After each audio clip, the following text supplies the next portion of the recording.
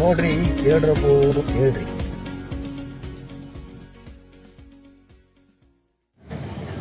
H G Ramesh ಅವರು, ಏನು ನಿಮ್ಮ ಹೋರಾಟದ ಉದ್ದೇಶ ಏನು?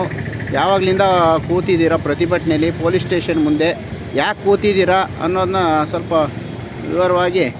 ಇವತ್ತು ನಾವು ಬೆಳಿಗ್ಗೆ 11:15 ಇವತ್ತು ಉರಿಯೋ ಬಿಸಿಲನ್ನು ಕೂಡ ಲೆಕ್ಕಿಸದೆ ಇವತ್ತು ಕುಣಿಗಲ್ ಪೊಲೀಸ್ ಠಾಣೆ ಮುಂದೆಲಿ ಆಗಿರ್ತಕ್ಕಂಥ ಅನ್ಯಾಯ ಮತ್ತು ಸಮಾಜದಲ್ಲಿ ಈ ಕುಣಿಗಲ್ ಈ ಪೊಲೀಸ್ ಠಾಣೆ ವ್ಯಾಪ್ತಿಗೆ ಸಂಬಂಧಪಟ್ಟಂಥ ಹಲವಾರು ಜನ ಬಡವರು, ಮಧ್ಯಮ ವರ್ಗದವರು, ಅನ್ಯಾಯಕ್ಕೆ ಒಳಪಟ್ಟಂಥ ಹಲವಾರು ಜನದ ಕೋರಿಕೆ ಕೂಡ ಇದರೊಳಗಡೆ ಅಡಗಿದೆ. ನನ್ನ ಒಬ್ಬಂದೇ ಅಲ್ಲ, ಸಾರ್ವಜನಿಕ ಹಿತಾಸಕ್ತಿ. ಈಗ ಇಲ್ಲಿ ಪೊಲೀಸ್ ಠಾಣೆಯಲ್ಲಿ ಏನಾಗಿದೆ, ಈಗ ನಂದು ಒಂದು ದೂರು ಸೇರಿಸಿದಂತೆ ಇನ್ನೂ ಹಲವಾರು ದೂರುಗಳು ಕೂಡ ನನ್ನ ಜೊತೆಲಿ ಇದ್ದು, ಇಲ್ಲಿ ಯಾವುದೇ ಒಂದು ಆಡಳಿತಾರೂಢ ಜನಪ್ರತಿನಿಧಿಗಳು ಹೇಳಿದರೆ ಮಾತ್ರ FIR ದಾಖಲು ಮಾಡೋದು. ಇದು ಸ್ಪಷ್ಟವಾಗಿರಲಿ. ಆಡಳಿತಾರೂಢ ಜನಪ್ರತಿನಿಧಿಗಳು ಹೇಳಿದ್ರೆ ಮಾತ್ರ ಇಲ್ಲಿ FIR ದಾಖಲು ಮಾಡುವಂಥದ್ದು. ಸಂವಿಧಾನದಂತೆ ಇಲ್ಲಿ ನಡೆಯೋದಿಲ್ಲ ಅನ್ನೋದು ಅವರು ಸ್ಪಷ್ಟಪಡಿಸಿದ್ದಾರೆ. ಅದಕ್ಕಾಗಿ ನಮಗೆ ಬೇಕಾಗಿರ್ತಕ್ಕಂಥದ್ದು ಸಂವಿಧಾನಾತ್ಮಕವಾದಂಥ ಆಡಳಿತ ಬೇಕಾಗಿದೆ.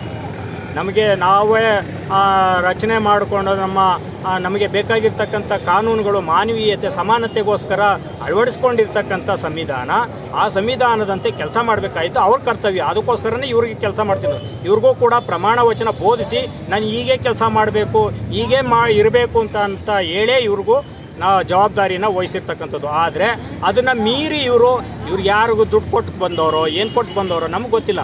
ಇವ್ರು ದುಡ್ಡು ಕೊಟ್ಟು ಬಂದಿದ್ದೀವಿ ಅಂತ ಹೇಳ್ಬಿಟ್ಟು ಇವ್ರು ದುಡ್ಡು ಕೊಟ್ಟೋಂಥವ್ರಿಗೆ, ಇಸ್ಕೊಂಡೋಂಥವ್ರಿಗೆ ಈ ಕೆಲಸ ಮಾಡ್ಕೊಂಡು ಕೂತ್ಕೊಳ್ಳೋದಾದರೆ ಬಡಪಾಯಿಗಳಿಗೆ, ನ್ಯಾಯಕ್ಕೆ ಮತ್ತು ಅನ್ಯಾಯವನ್ನು ಖಂಡಿಸ್ತಕ್ಕಂಥವ್ರು ಯಾರು? ಹಾಗಾಗಿ ಇಲ್ಲಿ ನ್ಯಾಯ ಸಿಗಬೇಕು. ನ್ಯಾಯಕ್ಕೋಸ್ಕರ ಹೋರಾಟ ಮಾಡಬೇಕು. ಆ ಹೋರಾಟ ಮಾಡಬೇಕಾದಂಥ ಅನಿವಾರ್ಯತೆಯನ್ನು ಸೃಷ್ಟಿಸಿರ್ತಕ್ಕಂಥ ಈ ಪೊಲೀಸ್ ಠಾಣೆಯ ಅಧಿಕಾರಿಗಳು ನಾವು ವಿಧಿ ಇಲ್ಲದೆ ಇವತ್ತು ಕೂತ್ಕೊಂಡು ನಮಗಾಗಿರ್ತಕ್ಕಂಥ ಅನ್ಯಾಯ ಕೂಡ ಹಲವಾರು ಜನಕ್ಕಾಗಿದೆ. ಅದೇ ಅನ್ಯಾಯಗಳನ್ನ ಇವತ್ತು ನಾವು ಪ್ರತಿಭಟಿಸಿ ನಮಗೆ ಕಂಪ್ಲೇಂಟ್ ಕೊಟ್ಟರು ತಗೊಂಡಿಲ್ವಾ? ನೀವು ಕೊಟ್ಟಂತ ಕಂಪ್ಲೇಂಟು ತಗೊಂಡಿದ್ದಾರೆ, ತಗೊಂಡು NC ಕೊಟ್ಟಿದ್ದಾರೆ. NC ಆದಮೇಲೆ ಅದನ್ನ ಕ್ಲೋಸ್ ಮಾಡಿದ್ದಾರೆ. ಅದಕ್ಕೆ ಯಾವುದೇ ರೀತಿಯಾದಂಥ ನಾವು ಏನು ದೂರು ಕೊಟ್ಟಿದ್ವಿ ಆ ದೂರಿಗೆ ಸಮಂಜಸವಾದಂಥ ಉತ್ತರಗಳು ಸಿಕ್ಕಿಲ್ಲ ಅಲ್ಲಿ. ಹಾಗಾಗಿ ನಾವು ಇವತ್ತು ಪ್ರತಿಭಟನೆ ಮೂಲಕ ನಮ್ಮ ಹಕ್ಕು, ನಮಗೆ ಇದು ಸಂವಿಧಾನದಲ್ಲಿ ನೀಡಿರ್ತಕ್ಕಂಥ ಹಕ್ಕನ್ನು ನಾವು ಕೇಳ್ತಾ ಇದ್ದೀವಿ ಅಷ್ಟೇ. ಇದರಲ್ಲಿ ಬೇರೆ ಯಾವ ಉದ್ದೇಶಗಳಿಲ್ಲ. ಯಾವುದೇ ರೀತಿಯಾದಂಥ ಇದು ಸಾಮಾಜಿಕವಾಗಿ ಶಾಂತವಾಗಿ ಗಾಂಧೀಜಿಯವರ